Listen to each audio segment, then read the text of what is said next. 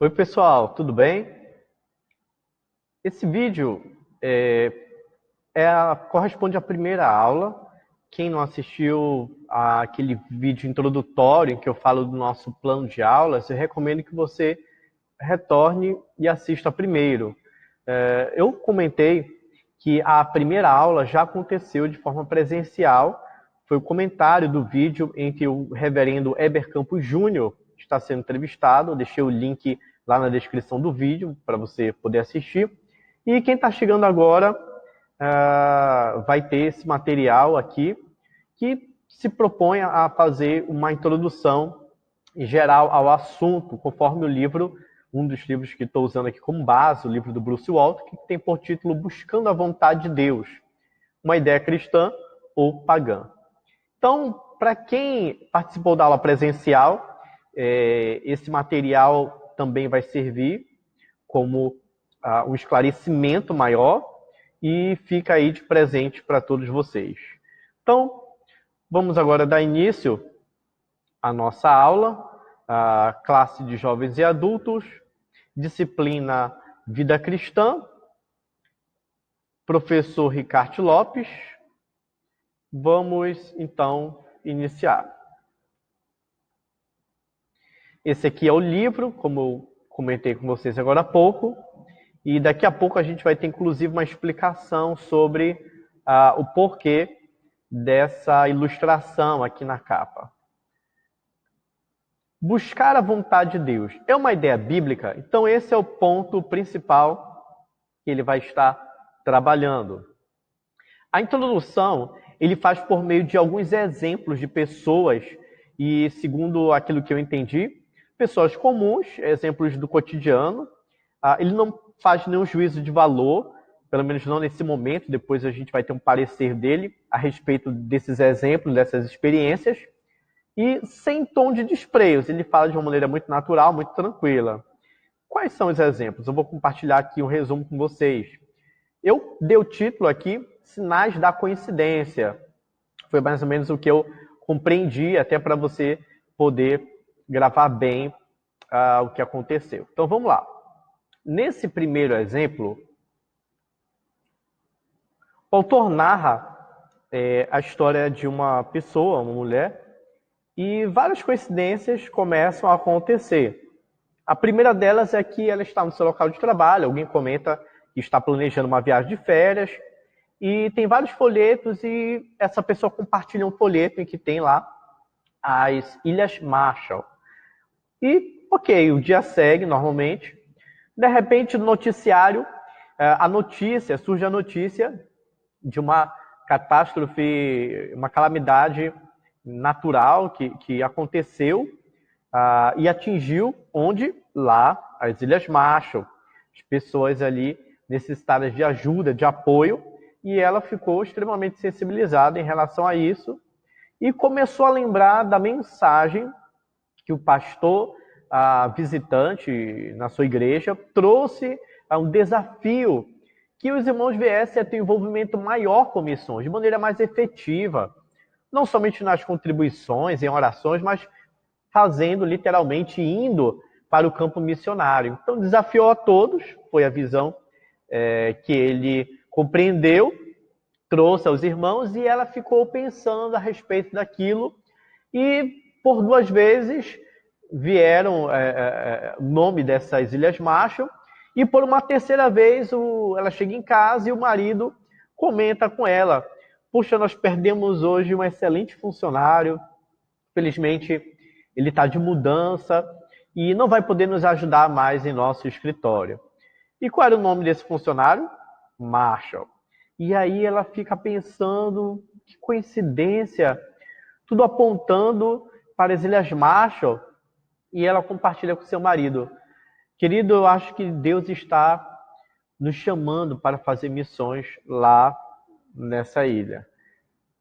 E esse é o primeiro exemplo, sinais da coincidência. Então vá aí pensando se de repente você já teve uma experiência semelhante, alguém já compartilhou com você. Segundo, eu chamei aqui de sinais da nossa mente. Ele conta um exemplo de um jovem que está na dúvida sobre o que fazer em relação ao seu futuro, e uma das inquietações que ele tem, ele largou os seus estudos um pouco cedo e ficou ali com o desejo de fazer uma faculdade. E aí ele queria saber se era da vontade de Deus ele voltar para a faculdade. Compartilhando isso com um amigo da igreja, esse amigo propõe: você já orou para saber o que Deus pensa a respeito disso? Ele disse: não. Então vamos fazer o seguinte, vamos orar agora. E aí, enquanto eu estiver orando, nós vamos parar num dado momento, e o primeiro pensamento que vier na sua cabeça, Deus vai comunicar para você, da mente dele, para sua mente, aquilo que ele está querendo. Vamos fazer isso? Vamos, assim, meio ainda sem jeito, um pouco encabulado com a situação, ele concordou. Fizeram isso, oraram, pedindo a Deus para, da sua mente, manifestar um direcionamento. Quando terminou a oração, o amigo perguntou: e aí, o que veio à sua mente? E aí, uma maneira um pouco insegura, ele diz: olha, eu acho que Deus está dizendo que eu devo retornar à faculdade, mas com bastante insegurança, com bastante incerteza no seu comentário. Então, esse é um método também que algumas pessoas usam. Aquilo que vier na tua mente é Deus que está falando contigo. Ok. Terceiro exemplo é o exemplo aqui do sorteio bíblico. O que seria o sorteio bíblico? Uma pessoa busca orientação, o marido faleceu e essa viúva, ela queria saber o que fazer com os seus recursos excedentes.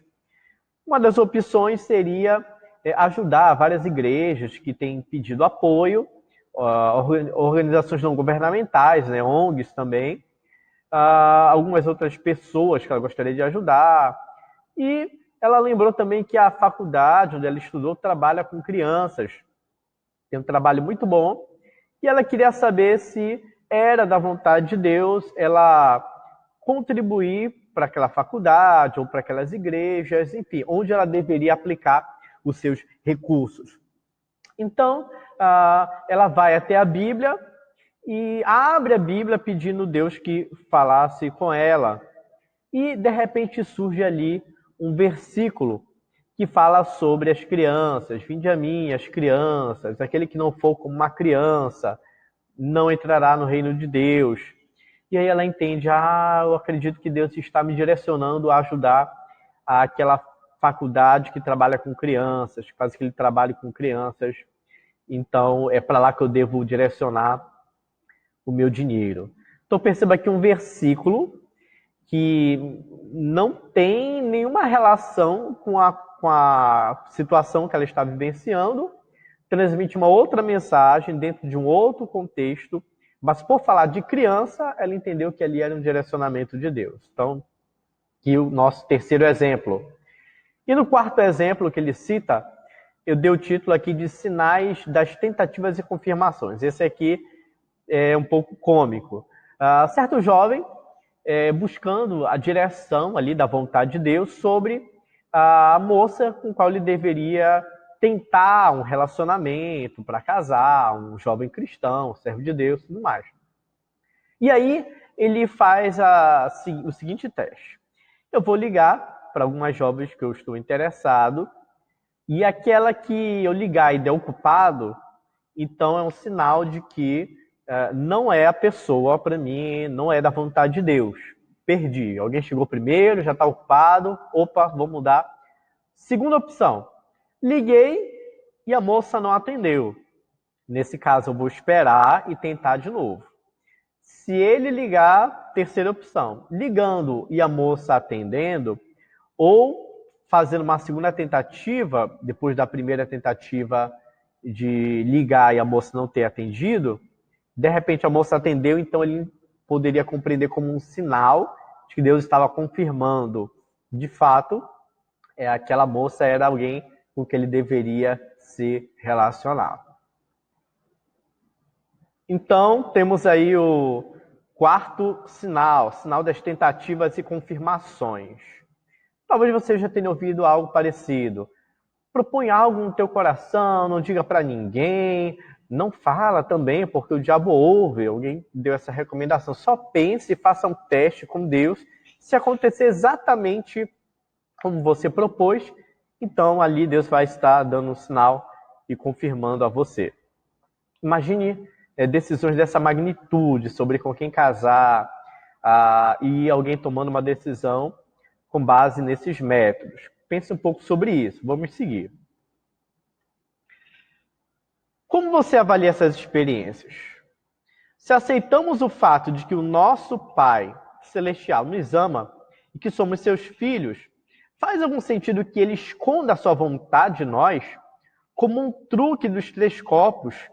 E aqui eu volto rapidamente para a ilustração daqui da capa do livro.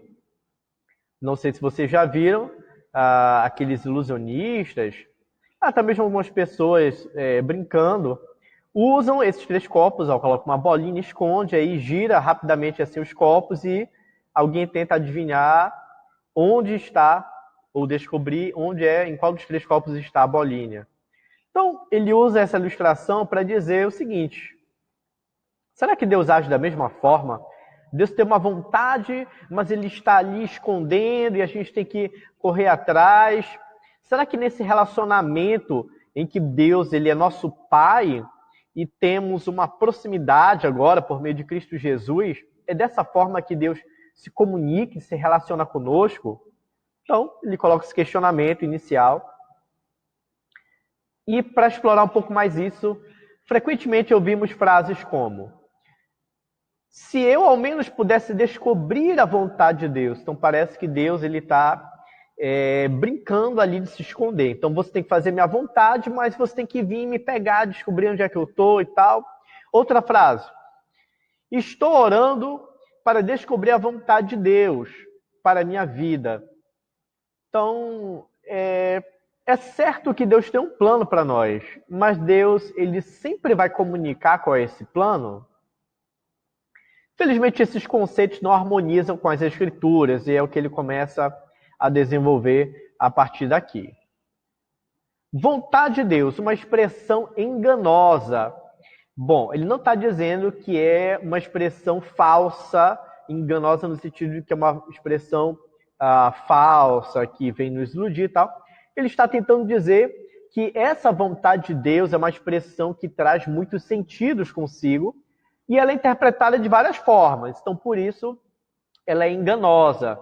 E algumas compreensões ele vai mostrar como sendo bíblica e outras ele vai entender que não. Vamos explorar um pouco sobre isso? É difícil definir a expressão vontade de Deus. Isso vários autores concordam, vamos concordar também.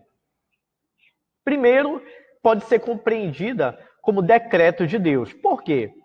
Daniel 4:35, aqui como exemplo: e todos os moradores da terra são considerados nada, e ele age no exército do céu, e entre os moradores da terra segundo a sua vontade. Ninguém pode deter a sua mão, nem dizer que fazes. Esse é um verso que enfatiza bastante a soberania de Deus.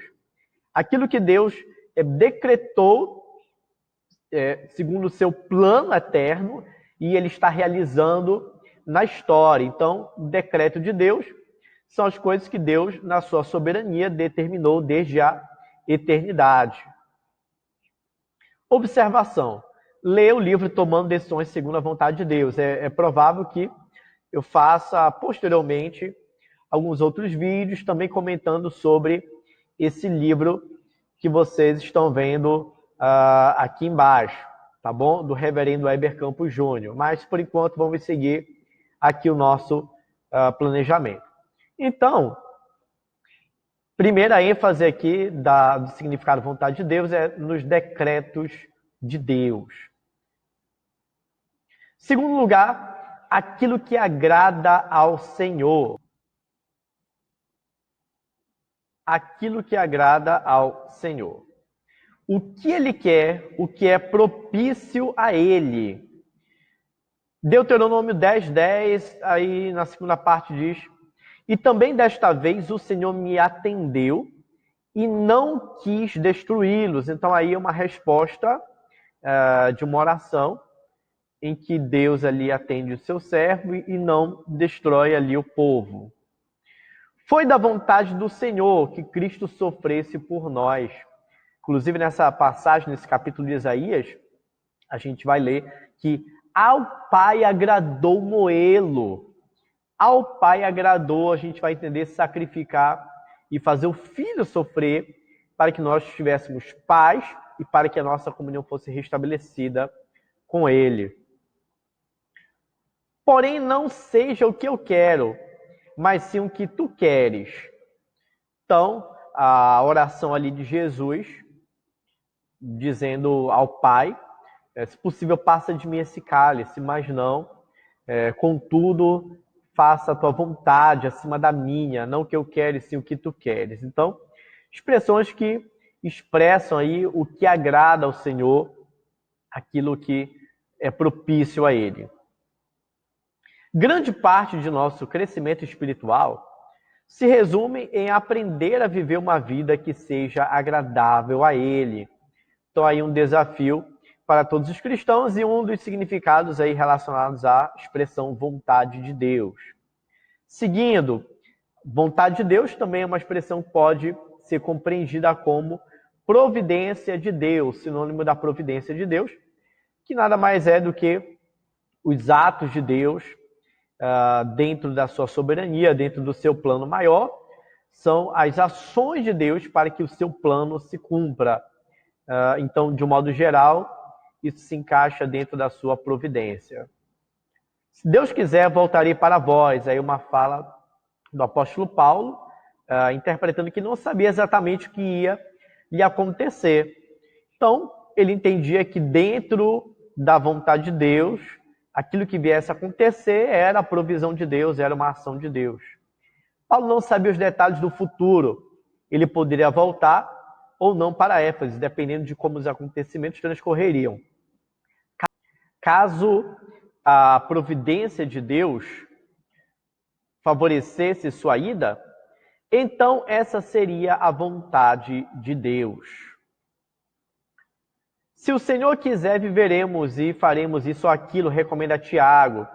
Então, compreendendo que Deus é soberano, que Ele cuida de nós como seus filhos, seus servos, e Ele atua em nossas vidas, sempre devemos dizer, se Ele quiser, viveremos e faremos isso ou aquilo. Portanto, a vontade de Deus pode ser simplesmente seus atos de providência. Portanto, tudo que resulta de nossas circunstâncias é a vontade de Deus. É uma outra forma de compreender. E uma quarta forma, orientação em escolhas específicas. Aqui começam a ser colocadas algumas questões mais interessantes. Tu, Senhor, que conheces o coração de todos, mostra qual desses dois tens escolhido. Atos 1, 24, eles estavam ali indecisos em relação a quem deveria substituir Judas. Judas, sabemos que ele tirou a própria vida, e aí os apóstolos entenderam que alguém deveria substituir Judas para testemunhar a respeito de Jesus Cristo juntamente com eles. E aí fica aí a dúvida. E eles lançaram sortes. Eles pegaram ali duas pessoas e a Bíblia diz que eles lançaram sortes e esperavam que Deus viesse responder quem eles deveriam escolher. Não sabendo o que deveriam fazer, pediram que Deus tomasse a decisão. Quando falamos em buscar a vontade de Deus, geralmente desejamos orientação divina em escolhas específicas, assim como essa. Então, algumas pessoas usam a expressão vontade de Deus em caso de escolhas específicas, mas a gente vai ver que precisa levar em consideração que o livro de Atos é um livro narrativo, e aqui nós temos uma descrição de um fato que aconteceu, que não se repete mais no Novo Testamento, a gente vai ver mais adiante, e não há nenhuma recomendação para que façamos algo semelhante. Então, é algo para a gente ir logo tirando as nossas conclusões. Os apóstolos sobre os quais a igreja é fundada não ensinaram que devemos buscar a vontade de Deus dessa forma, Em vez disso, corrigindo aí, tá? O Novo Testamento nos apresenta um programa sobre a orientação do Pai que se baseia em um relacionamento íntimo com Jesus Cristo por meio do Espírito Santo. Então, há um estímulo para que venhamos ter um relacionamento com Deus e que o Espírito Santo é aquele que nos guia, nos dirige. Você pode ler um pouco mais sobre isso lá no Evangelho segundo escreveu João, no capítulo 16. Orientação em escolhas específicas. Bruce Walter, que conversou com pessoas que cumprem determinados rituais antes de ir a Deus, com um pedido importante, como se pudessem tornar-se mais aceitáveis para Deus e, portanto, está mais propensas a obter uma resposta. Porém, Cristo nos libertou desse pensamento pagão, aquele ele entende como um tipo de paganismo, algo fora da religião desenvolvida desde o tempo de Israel e no cristianismo. Então, era comum sacrificar aos deuses para aplacar a sua ira, e aplacando a sua ira, conquistar a proximidade suficiente para fazer pedidos. Mas ele entende que dentro do cristianismo, nós temos já uma proximidade, um relacionamento garantido a partir da obra do sacrifício de Jesus em nosso favor. Nos tornamos filhos e agora podemos nos relacionar com Deus. De modo que não é necessário fazer os mesmos sacrifícios, você imolar o cordeiro na sua casa, para que Deus venha ouvir. Mas se você crê em Jesus como seu Salvador, você agora faz parte da família de Deus, e agora você, nesse relacionamento garantido pelo mérito de Cristo, você pode encontrar intimidade com Deus e falar com Ele. Então, esse é um pensamento pagão, esse preparo, esse rito para se aproximar de Deus e para fazer algum tipo de pedido importante, como pré-requisito para ser respondido. Observação 1. O comportamento acima fere a visão bíblica sobre o nosso relacionamento com Deus, como eu expliquei agora há pouco. Observação 2. Talvez o problema seja que poucos cristãos vivem um relacionamento íntimo com Deus que os ama. Então aqui é um problema também que nós temos. Algumas pessoas não compreendem dessa forma e consideram apenas o Antigo Testamento e não a Bíblia como um todo. Não observam essencialmente o Novo Testamento e de que modo a igreja tinha uma relação ali com Deus. Então isso é muito perigoso. Vamos seguir. Considerações gerais do autor. O Novo Testamento não apresenta uma ordem explícita para buscar a vontade de Deus. Aqui um ponto importante. Não há uma ordem para buscar a vontade de Deus, para a nossa sorte, abrir a Bíblia esperando que Deus venha falar algo. Não há uma ordem, façam isso. Não há ordem expressa. Em segundo lugar, não encontramos no Novo Testamento instruções específicas sobre como buscar a vontade de Deus. Na aula de número 3, ou melhor, na aula de número 2, a gente vai ter um resumo sobre como no Antigo Testamento eles consultavam a vontade de Deus, e diferente do Novo Testamento, a gente vê uma orientação, uma ordem e uma orientação de como eles deveriam fazer isso. E um dos exemplos é um elemento de consulta que chamava-se Urim e Tumim, em que o sacerdote consultava a Deus para respostas mais simples, e a gente vê ali uma orientação como isso deveria ser realizado. O próprio Deus orienta sobre a instrução, sobre a formação desse instrumento e como eles deveriam utilizar. Então, há tanto uma ordem quanto uma instrução no Antigo Testamento. No Novo Testamento, não há nem ordem e nem uma orientação específica sobre como fazer.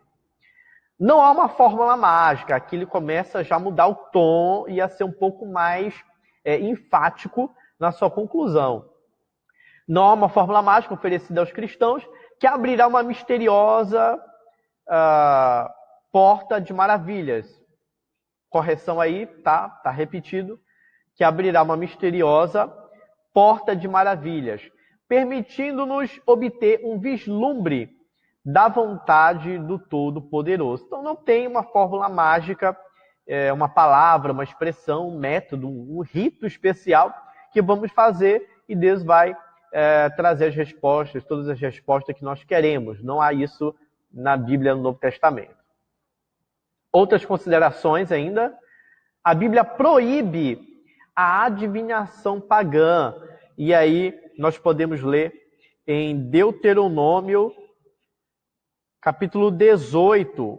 Ele recomenda o versículo 10, mas eu entendo que a gente pode ler até o 13, para que fique melhor compreendido. Que não exista entre vocês ninguém que queime o seu filho ou a sua filha em sacrifício, nem que seja adivinho. Então até aqui já seria o suficiente, mas vamos seguir.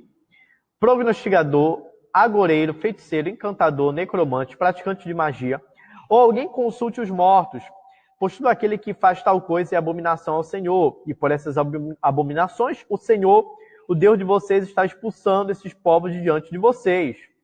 Ou seja, no versículo 12 a gente vê que um dos motivos de Deus estar expulsando o povo daquela terra, um pouco antes deles entrarem na terra prometida, era haver todas essas coisas no meio daquele povo. Sejam perfeitos para com o Senhor Deus. Porque as nações dessa terra que vocês vão possuir ouvem os prognosticadores e os adivinhos, mas o Senhor, o Deus de vocês, não permitiu que vocês fizessem tal coisa. Então, uma proibição clara. Segundo, Deus promete castigar severamente os que recorrem à magia.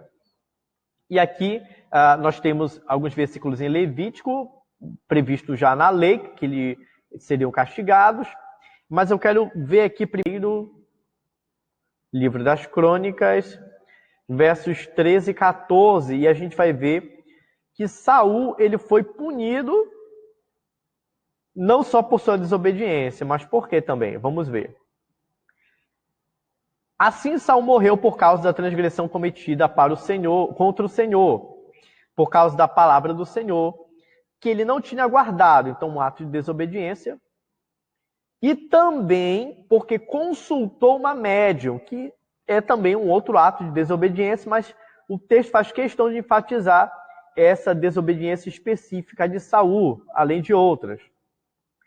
E não o Senhor, consultou a médium e não o Senhor, que por isso matou e transferiu o reino a Davi, filho de Jessé. Então, a consulta a uma médium é incluso aqui como um dos atos de desobediência que não agradou a Deus, que levou ao castigo, à sua morte e à perda do reino. Quero destacar aqui também Gálatas 5, 19, 21 e Apocalipse 22, 15. Está incluso lá nas obras da carne também essa questão da adivinhação, e os textos aí mostram que quem faz essas coisas não herdará o reino de Deus. Então, uma outra punição, um castigo severo para quem adota tais práticas. Em terceiro lugar, Cristo criticou a geração perversa que sempre pede um sinal de Deus. Então, Jesus entendeu como uma busca incessante por sinais extraordinários, miraculosos, como um pré-requisito ou uma condição para crer em Deus, nada mais era do que um ato de incredulidade. E isso não agradou a Deus. E quem falou nesse texto, você pode ver depois, foram os fariseus e os saduceus. Então, tomemos cuidado com isso. Para o autor, os exemplos citados no início são formas infundadas de adivinhação cristã. Então, aqui já começa o parecer do autor, bem rigoroso. Todos aqueles 4 exemplos que eu citei logo no começo do vídeo, para o autor, são formas que não têm nenhum fundamento bíblico e que são formas de adivinhação cristã. Depender de sinais especiais de Deus é a marca de uma pessoa imatura, alguém que não consegue simplesmente crer na verdade como é apresentada, mas que precisa receber um sinal miraculoso específico como símbolo da autoridade de Deus. Então, essa é a interpretação do Bruce Waltke, página 20 do seu livro. Ele entende que esses sinais, eles são, na verdade, não para aqueles que creem, para aqueles que têm uma fé madura, mas para despertar, e em sua maioria despertar a atenção para a palavra e para a existência de um Deus verdadeiro. A gente vê, por exemplo, que o povo que viu mais sinais, muito provavelmente foi Israel, ali no deserto, e foi um período de grande incredulidade. Eles morreram e uma outra geração foi que entrou na Terra Prometida, ficando somente ali Josué e Caleb. Então, nós entendemos também um outro momento de grande incredulidade foram os grandes sinais que Deus fez por meio de Elias e Eliseu. Mais uma vez, um momento de grande incredulidade. Jesus também operou muitos sinais e ali nós vemos, mesmo assim, algumas pessoas não creram. Então, vários momentos na história em que Deus opera grandes sinais é como uma forma de chamar a atenção para a sua palavra. Então, esse autor entende, o reverendo Heber Campos, também na sua entrevista entende da mesma forma, que é um sinal de maturidade. A palavra não é suficiente, a palavra não é o bastante para que essas pessoas creiam em Deus. A busca do ser humano por autoridade. Então, aqui um comentário rápido nesta seção do livro. O autor entende que cada pessoa almeja ter sabedoria, especialmente sabedoria divina, em relação às grandes questões da vida. Então, há uma busca, ele entende que isso é algo geral de toda a humanidade. Cada pessoa na Terra está buscando por autoridade para guiá-la. Então, alguém que saiba mais, alguém que tenha mais sabedoria, discernimento das coisas para que possa estar orientando, é natural que as pessoas busquem isso de alguma forma. Às vezes em outra pessoa, não necessariamente uma divindade. E aí vem uma crítica do autor. Felizmente, nossa cultura ocidental não oferece uma estrutura sólida de autoridade. Ou seja, ele entende que cada vez mais a transmissão de conhecimento de uma geração a outra está cada dia mais fragilizada, e isso muito em consequência das famílias fragilizadas também, filhos que não têm a confiança em seus pais, não buscam conselho nos seus pais, então cada vez isso está mais enfraquecido, assim entende o autor. Tudo isso motiva os crentes a buscar uma autoridade divina que ajude a fazer escolhas. Então, na ausência de conselhos de autoridades humanas que possam dar orientações seguras, as pessoas tendem a buscar mais de uma forma sobrenatural. Isso é bem interessante, essa colocação. A gente poderia fazer vários comentários aqui a respeito. Pense um pouco sobre isso. Contudo, a imaturidade espiritual, com frequência, faz com que busquem a orientação de Deus de maneira imprópria. Então, no desejo de saber como tomar decisões, como escolher algo relacionado à sua vida, eles buscam a Deus, algumas vezes não têm resposta, ou não sentem segurança nas orientações, nas instruções que lhes são visíveis, que chegam à mão, então começa a buscar outras formas e o autor entende de forma imprópria. Observação aqui que ele faz em relação ao ministério. O ministério é um chamado e Deus não somente coloca um desejo ardente no coração do aluno, mas também coloca pessoas ao seu redor que o encorajam a usar seus dons na igreja. Então, está falando aqui da sua experiência como professor de uma faculdade de teologia e os vários alunos que chegam ali buscando uma orientação, tentando entender se realmente eles têm sido chamados ao ministério pastoral. E ele faz alguns questionamentos e propõe ali que a pessoa venha perceber se há um desejo sincero, ardente, genuíno no seu coração e se há uma confirmação da comunidade cristã com a qual ele está inserido quando ele exerce esse dom. E isso seria uma forma de compreender que Deus está chamando. Então, é interessante essa observação aqui do autor.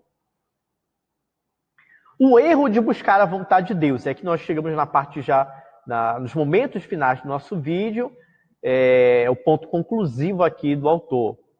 Ele entende como um erro o fato de buscar a vontade de Deus. Observe bem que ele não está falando, e a gente vai ver também um pouco mais adiante, que não diz que Deus não pode se manifestar de alguma maneira extraordinária, mas ele entende que isso não deve ser buscado. Então a ênfase aqui está no buscar. Ele entende como um erro o buscar a vontade de Deus, entendendo essas formas miraculosas, aqueles exemplos que foram citados. Deus tem um plano e, portanto, Ele quer que eu encontre esse plano. É uma das frases aí mais faladas. É fato que Deus tem um plano na sua soberania, dentro do seu plano eterno, mas Ele vai me falar todo esse plano em riqueza de detalhes. Então ele cita o exemplo de Jó, que é muito interessante. A gente não vê em nenhum momento Jó sendo informado que Satanás chegou diante de Deus, questionou a fidelidade, a sinceridade de Jó. Esse diálogo que nós temos ali no livro, nos primeiros capítulos, em nenhum momento é compartilhado com Jó. Jó nunca soube desse detalhe, pelo que narra ali o livro. Nós podemos observar a história como um todo lá de fora, porque esse narrador ali, onisciente, descreve esse diálogo sobrenatural ali entre Deus e Satanás, mas Jó nunca soube. Então, será que Deus ele sempre vai falar com detalhes o que aconteceu, o porquê? Algumas pessoas dizem, pergunte a Deus não o porquê, mas o para quê. Então, nem sempre isso vai ser bem expressado. Jó entendeu no final, a resposta de Deus para ele foi o seguinte: eu sou o Deus de toda sabedoria.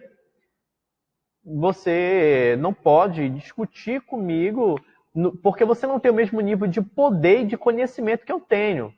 Baseado nessa resposta de Deus, Deus não deu uma explicação em detalhes sobre o que estava acontecendo, mas isso foi o suficiente para que Jó viesse confiar em Deus.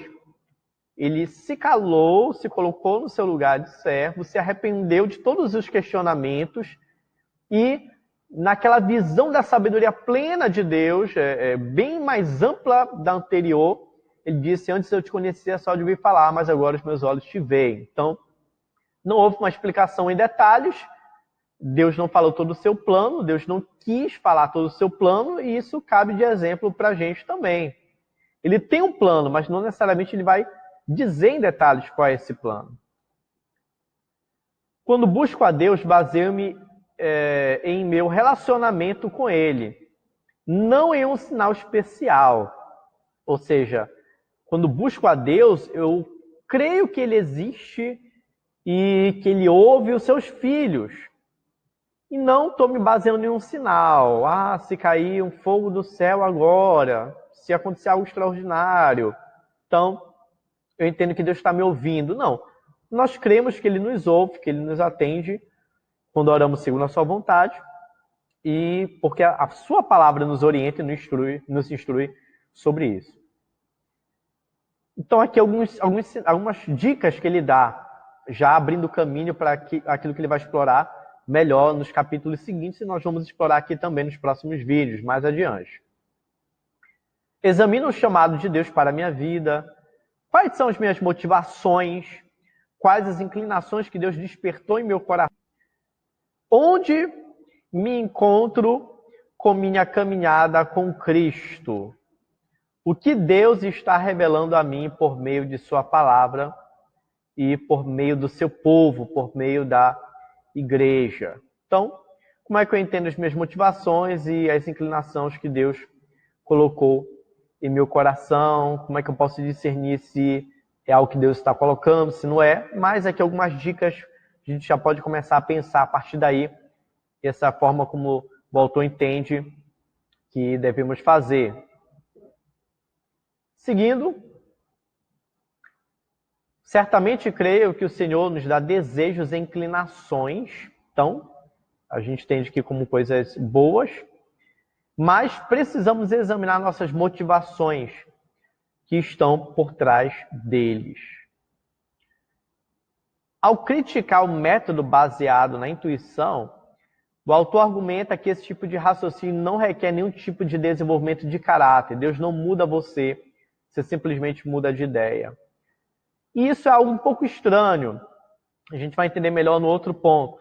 Sabedoria no Antigo Testamento é um traço de caráter. Não simplesmente pensar de forma sóbria. As pessoas sábias têm a índole de tomar boas decisões. Elas não dependem de uma lógica enganosa. Então, essa questão do trabalhar de Deus em nosso caráter, em nossa vida, está diretamente relacionado com as decisões. Quem tem o caráter trabalhado por Deus, nasceu de novo, é nova criatura, ele tende a ser mais semelhante a Cristo, não só nas suas ações, como também naquilo que pensa, naquilo que deseja. Deus ele está mudando de maneira completa o ser humano, pouco a pouco. Então, não há uma coisa desligada. Conforme o nosso caráter vai sendo transformado, nossas vontades, nossos desejos e nossas inclinações tendem a ser transformadas e direcionadas de uma forma que agrada a Deus, que tende a cumprir a sua palavra e obedecer aquilo que ele ensinou. Então, não há uma desconexão entre o caráter e a sabedoria. E aqui já chegando, próximo de finalizar, sempre que você usa a Bíblia fora de contexto, acaba destruindo o intento da palavra de Deus. É por isso que não podemos tomar exemplos de revelação especial e torná-los normativos para a experiência cristã. Então, tem alguns exemplos na Bíblia, mas não são necessariamente ordens ou recomendações, mas temos descrições de coisas que aconteceram lá no Novo Testamento. Em sua maioria, a gente entende como algo extraordinário, não muito comum, e por isso, sempre que aparece, é digno de ser relatado e colocado num texto. A gente precisa tomar cuidado. Algumas pessoas interpretam versículos de maneira isolada e usam isso como base, como se Deus estivesse estimulando essa busca mística de sua vontade. E aqui ele cita alguns exemplos e explora um pouco mais isso. A conversão de Saulo e as demais experiências genuínas de conversão. Imagina se aquele exemplo da conversão de Saulo, em que Cristo ressurreto aparece a ele na estrada de Damasco, e ali ele escuta a voz do Senhor, e depois ele fica alguns dias sem enxergar, alguém ora por ele e tal. Imagina se a gente torna isso um paradigma. Toda conversão genuína tem que acontecer dessa forma. Isso seria um problema, porque nem todos têm a experiência de conversão de uma maneira extraordinária, miraculosa. Alguns, inclusive, cresceram no Evangelho, foram ensinados por seus pais e possuem uma experiência bem diferente. A revelação especial de Deus era uma experiência rara e singular, mesmo para Paulo. Paulo foi para várias cidades ali e crendo que era a vontade de Deus que ele viesse pregar o Evangelho, não teve um direcionamento específico sobre onde ele deveria ir, a não ser naquele caso em que ele tem uma visão e o homem ali, macedônio, diz: vem, passa a Macedônia e ajuda-nos. Então ali foi uma orientação específica para ir àquele lugar. Mesmo assim ele comenta: eu queria ir a tal lugar, mas o Espírito me impediu. A gente entende, fica implícito aí, que conforme algumas coisas não iam progredindo como ele estava planejando, como ele havia planejado fazer, e acabava sendo executado de outra forma, ele entendia que Deus estava agindo, o Espírito Santo estava agindo, impedindo e algumas vezes conduzindo a um outro de uma outra forma. Mas não que houvesse orientações sempre diretas e específicas como essa visão aí, em que ele tem direcionado aí a Macedônia. Quando Deus guiava alguém de forma miraculosa e guiava alguém de modo especial, isso era importante, o suficiente para ser registrado na Bíblia. Então, mais uma vez, por exemplo, Pedro, quando é direcionado aí à casa de Cornélio e tudo mais, a gente entende que foi algo extraordinário e ele estava em um momento de oração. Os judeus tinham vários períodos de oração e ele estava em um desses momentos. E aprove a Deus revelar-se a ele. Mas o texto não informa que ele estava orando e buscando saber qual era a vontade de Deus. Ele estava em um momento de oração, aprove a Deus soberanamente se revelar a ele e trazer uma orientação específica. Uma revelação especial que servia de orientação não era a experiência apostólica comum, e quando era recebida, ela não estava sendo buscada. Um detalhe aqui que eu ainda não abordei é o fato de não ser uma experiência apostólica comum. A gente não vê relato de todos os apóstolos tendo experiências extraordinárias. São poucos e poucos relatos, inclusive. Então não era algo comum, não era algo que acontecia toda hora, todo momento, e nem com todos eles. Possivelmente nem todos eles, pelo menos a Bíblia não relata, que todos eles tiveram experiências extraordinárias, como Paulo e como Pedro também. Não há parte do Novo Testamento em que sejamos ensinados a buscar uma revelação especial.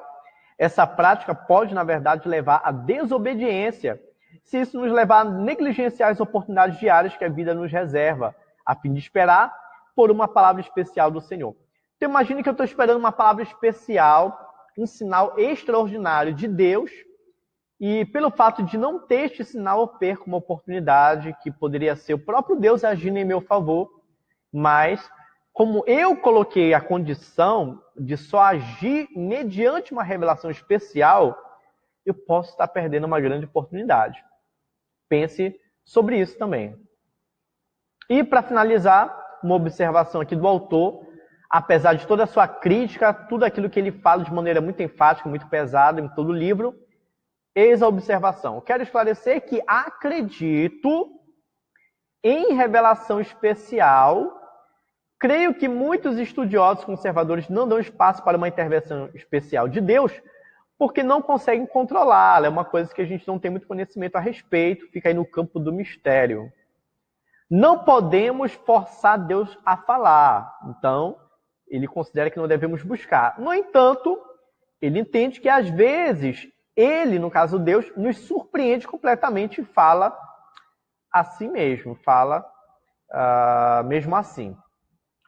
Então, apesar do rigor do autor, ele não entende que no Novo Testamento há uma instrução, há uma recomendação, uma ordem, e nem uma instrução sobre como fazer. As duas coisas estão relacionadas. Mas, por outro lado, ele entende que Deus ele pode se revelar dessa forma, com a sua soberania, mesmo sem buscarmos. Se for a vontade do Senhor, se aprover a Deus em sua soberania, ele pode ainda hoje se manifestar de formas semelhantes, tá bom? Então, para você que é pentecostal, continuista, e que crê na atualidade de todos os dons, aqui o autor ele faz um esclarecimento, e assim como vários autores conservadores também temem que Deus ele pode comunicar de maneira semelhante a algumas formas que a gente vê no Antigo Testamento, nas Escrituras. Mas eles entendem, a maioria, que não é um padrão e que Deus, pela sua soberania, ele pode sim se manifestar dessa forma. Então eu acho aqui muito equilibrada a visão do autor, apesar de toda a crítica. Ele entende que nós não devemos buscar, não há instrução sobre como buscar, mas Deus pode sim revelar-se de maneira semelhante ainda hoje. Vamos continuar junto nessa caminhada, nesse aprendizado? Acompanhe comigo as próximas aulas. Deus abençoe vocês em nome de Jesus.